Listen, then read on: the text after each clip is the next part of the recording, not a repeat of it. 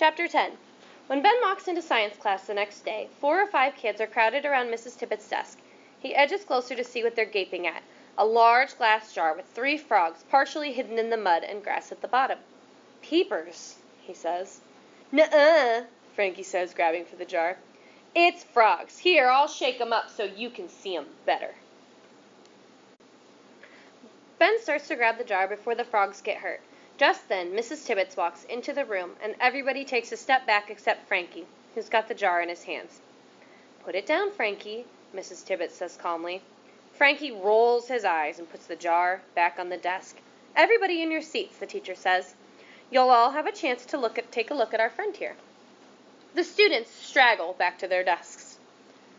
Thinking about the word straggle. The word straggle means slowly move back to their desks. So, for example, the students slowly head back to their desks. When the room is quiet, Mrs. Tibbetts holds up the jar and turns it around slowly. "These little guys are hard to find, but now is a good time to catch them." "You caught them yourself?" Frankie asks. "Of course." "Cool," says Ryan. "Can I see one?" "You can see them from there. I'm not letting them out today." There are pleads and groans, but Mrs. Tibbetts ignores them. "Has anyone ever seen one outside?" Several kids shake their heads. "You may not have seen them, but I'll bet some of you have heard them," Mrs. Tibbetts says. She looks at Ben. "How about you, Ben?" "Yeah," he says, not looking her in the eye. "They're spring peepers. I've heard them behind my house." "Can you make their sound for us?" Mrs. Tibbetts asks. Ben hesitates. "Come on, Ben," Ryan says. Ben can feel everyone looking at him. He shrugs. "I don't know. It's sort of a high peeping sound." He tries to imitate the peeper. "Eep, eep, eep." A couple of kids laughs, but Jenny says, "Ooh, I've heard that noise. I heard it every night last week." "Me too," someone else chimes in. "Let's try it," Mrs. Tibbetts says. "Let's make a peeper chorus." All the kids start making peeping noises. They're having a great time. Making noise in class is something no one ever lets them do. Mrs. Tibbetts gives them about 30 seconds, then signals for quiet. "Those little frogs make that big a noise?" Frankie asks. "They sure do," Mrs. Tibbetts says, almost laughing. "Other amphibians make even louder noises. You can hear a bunch of spadefoots from a long way away when they're singing." A spade is a small tool normally used to dig into the ground. So, using that as a clue, I know that spadefoot toads probably burrow into the ground. "What are spadefoots?" Ryan asks. "I'm talking about spadefoot toads," Mrs. Tibbetts explains. Their names comes from their rough, shovel-like growths on their back feet. They use them like little spades to burrow in the ground. "What do they sound like?" Jenny asks. "Like a big flock of crows cawing," the teacher says, "or some say they sound like hundreds of balloons being rubbed together." "I haven't heard a noise like that," Jenny said. "Well, spadefoot toads are very rare around here. In fact, they're listed as a threatened species in our state, and they only come out 1 or 2 nights a year, usually after a rainy spell in April." Mrs. Tibbetts smiles. "If we get a good rain next week, there's a good chance they'll be out." "Why only 1 night?" Ryan blurts out. "They don't have much time," the teacher says, "because they only lay their eggs in pools that dry up." "Vernal pools," says Ben. Mrs. Tibbetts gives him a nod. "Right, Ben. They choose temporary pools because their eggs will be safer there. There are no fish to gobble them up. But since those pools don't last long, they all have to work fast together. The males come out and sing, and the females come out and lay their eggs. The males fertilize the eggs. In 2 days, the tadpoles hatch, and within a month, they hop away as toadlets. So it's all over very quickly. Most people don't even know they're here." "What happens to them then?" asks Jenny. They dig deep holes in the ground with their back feet and bury themselves in the wet earth, up to 8 feet deep. They stay there most of the time. That's why you can't find them during the rest of the year." "It would be cool to see them," Ryan says. "Well, I was thinking," Mrs. Tibbetts lowers her voice almost to a whisper, like she's telling a ghost story. A sly smile spreads across her face. Everyone leans in just a little closer. If some of you were interested, we might have a field trip one night next week. It just so happens I have a pool on my land where the Spadefoots come to breed. Would you like that?" The kids all yell their approval. "How many of you think you might come?" Half the class raises their hands. Ben feels empty inside, like something that belonged to him is being given away to others who don't care nearly as much as he does. He's dying to go, but he doesn't raise his hand. "I've made some permission slips, and the people who are interested need to take one and bring it back signed. Your parents will have to bring you to my house and pick you up afterwards.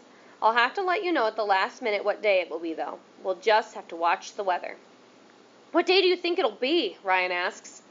"Well, they're forecasting rain for Wednesday or Thursday. Let's hope that they're right. I don't think your parents will want you going on a field trip on the weekend." When Mrs. Tibbets hands out the permission slip, Ben takes one and stuffs it into his backpack. On the way back to Mrs. Kutcher's class, Frankie sneers, "Who wants to go into the woods with the frog lady? Not me." "I do," Ben thinks, "but I can't." "Wait," Frankie yells, "her name isn't Mrs. Tibbets, it's Mrs. Ribbits, Ribbits, Ribbit." He guffaws. He's beside himself at how funny he is. Ben just glares at him. The next Monday, half of the class brings in their permission slips. The other half either can't go or doesn't want to. Ben's permission slip is still in his backpack unsigned. There's no rain that day or the next day. It's like Massachusetts has changed almost overnight from a cold, dark, rainy, muddy place to a sunny world full of life. The skies are blue every day, and the temperature rises into the 60s. On Wednesday, a few kids wear shorts to school. "Is it going to be tonight?" Ryan asks Mrs. Tibbets. He's asked that same question at least 24 times over the past 2 days. "It doesn't look like it," the teacher said. "It's got to really rain hard." Ben watches, feeling farther and farther away from everything and everybody. "But what happens if it doesn't rain enough?" Janice asks. "The Spadefoots will wait until next year," Mrs. Tibbets says. "They can wait 3 or 4 years before they lay eggs." "4 years? We'll never see them," Ryan wails. "Nature takes its time," Mrs. Tibbets says. "Unlike most people, nature is very patient." Thursday starts out sunny, but by 9 o'clock in the morning, in the middle of reading, the skies start to darken. By the time Ben gets to Mrs. Tibbets' class, it looks like it could start raining any second. "Tonight?" Ryan says. "Is it tonight?" "I don't think so," Mrs. Tibbets says. "Most scientists think that Spadefoots get their message from the rain seeping into the soil, so the ground won't be soaked enough tonight."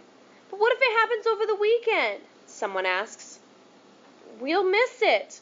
"Let's just wait and see what happens," Mrs. Tibbets says. The skies stay gray. The clouds thicken and the air feels damp and heavy.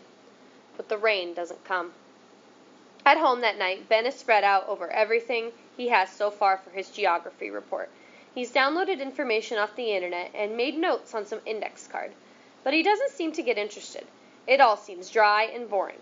He's staring at the wall above his desk when he hears the phone ring. "Ben!" his mother calls. "It's Toby!" Finally, Ben thinks. He's been sending his friend emails for days, and he hasn't heard back. He even called a couple of times and left messages.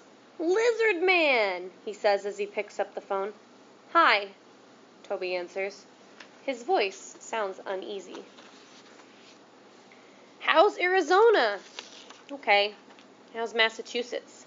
"It stinks, as usual," Ben says. "Too bad," says Toby. Ben waits for Toby to say more, but he doesn't. He wonders why Toby called if he doesn't want to talk.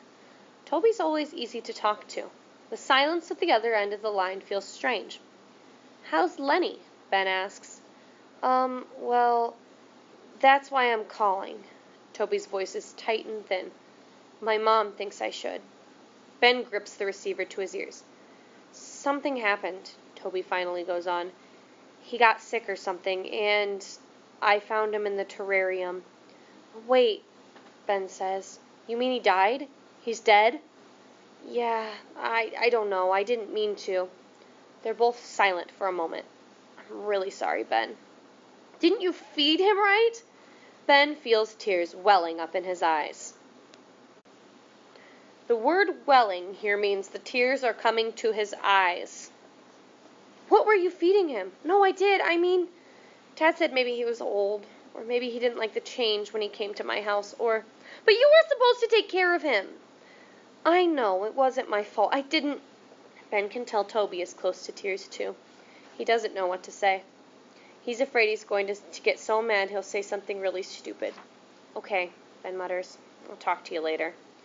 Oh, yeah, okay, I'm sorry. Ben hangs up first.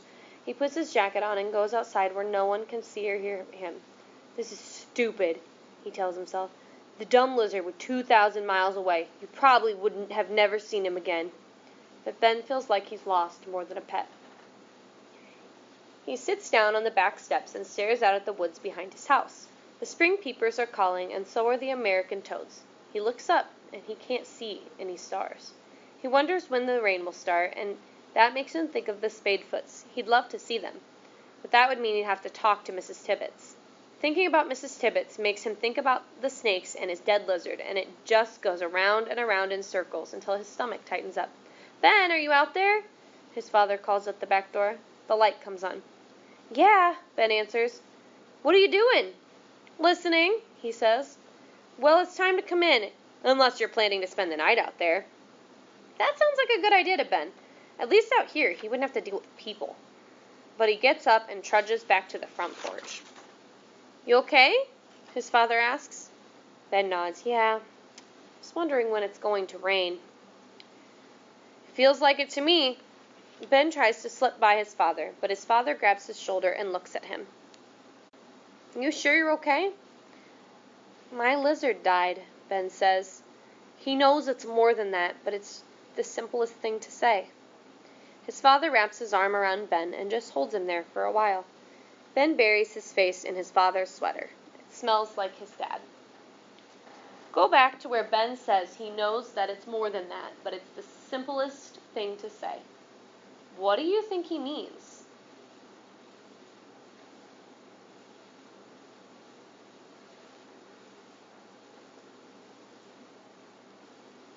In this case, Ben feels guilty about the snakes and feels bad about lying to Mrs. Tibbets. He's having a hard time making friends, and his lizard just died. With all these problems, it's just easier to say, my lizard died, than to try to explain everything that is wrong. Things will look better in the morning, his dad says. Why don't you give it up and go to bed?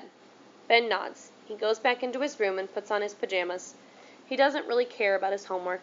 He doesn't really care much about anything. Ben wakes up in the middle of the night. Sheets of rain are lashing against the windows of his room. He burrows down in his blankets. He's like a spadefoot deep down in the earth.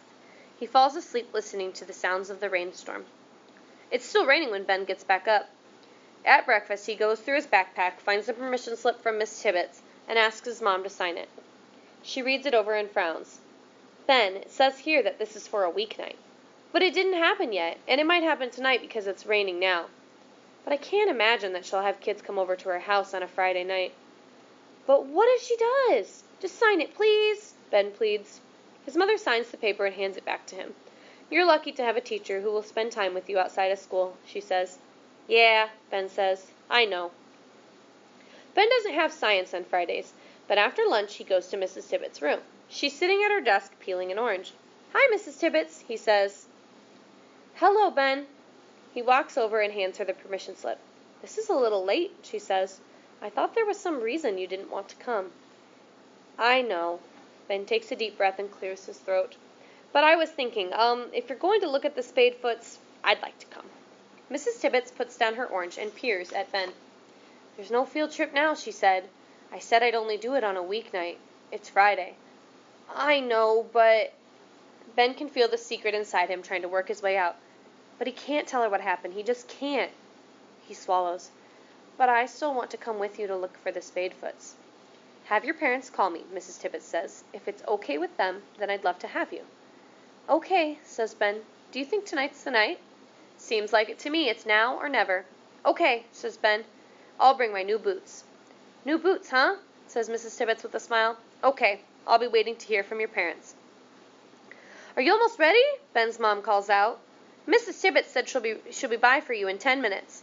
I'm ready now, Ben says, hurrying into the living room. I want to go too, whines Agatha. You don't even like frogs. Ben wonders if there is actually a chance his parents would let her go. He hopes not. I told you no, Aggie, Mrs. Maroney says. You have a gymnastics meet tomorrow. You need to be in bed early. I still want to go. You still can't, Ben says. Humph, Agatha says. She spins on her heels and heads off to her room. Ben parks himself on the arm of the sofa where he can see the street. It seems like he's waiting forever, but finally, Mrs. Tibbetts' old station wagon pulls into his driveway. Are you sure you want to go out tonight? His mom asks. It's really pouring. Ben rolls his eyes. It has to be raining, Mom. That's when they'll show up. They're going to get soaked, his mother says, smiling. He can tell that she's happy he's going. I've got a raincoat, Ben says, and these. He holds up his new boots. His mother shakes her head. Well, you wouldn't catch me wading around in all that muck. She reaches up to zip up her coat. She can't help herself. I can do it, he says. He pulls the hood over his head and dashes out the door.